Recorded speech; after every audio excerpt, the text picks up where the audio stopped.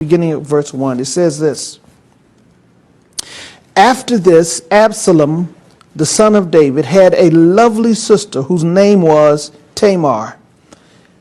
And Amnon, the son of David, loved her. Amnon was so distressed over his sister Tamar that he became sick, for she was a virgin. And it was improper for Amnon to do anything to her. Amnon, here he is, the son, one of the sons of David.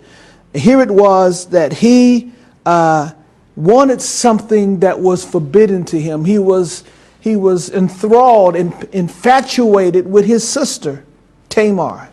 And the Bible teaches us that he allowed these passions of his flesh to put him in a sick condition. He was so infatuated and so much wanted his sister that the scripture says he became ill. His passion for her, his burden for her became so powerful that he became sick. He wanted to sleep with his sister. And let me tell you something.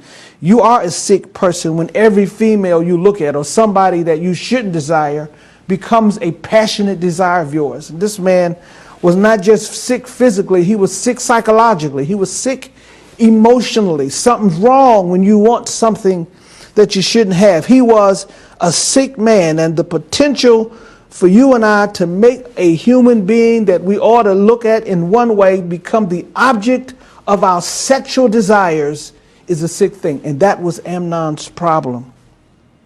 Most victims of domestic violence or sexual abuse happened when they were violated by somebody that they knew. Tamar knew Amnon, and Amnon knew Tamar. And unfortunately, most people who are victims of this has it happened to them by virtue of somebody that they're related to, or somebody that's close to their family, somebody that they know. And this was the case here. So many people have been victimized. But here's the deal that the scripture tells us right here, that it was improper, verse 2, for Amnon to have an immoral relationship with his own sister. And so if I was going to give you a point today, my first point here today is that God has established boundaries, restrictions. We live in a culture where people don't want boundaries. They don't want restrictions. They don't want to have limitations and boundaries on what they can have and what they can't have.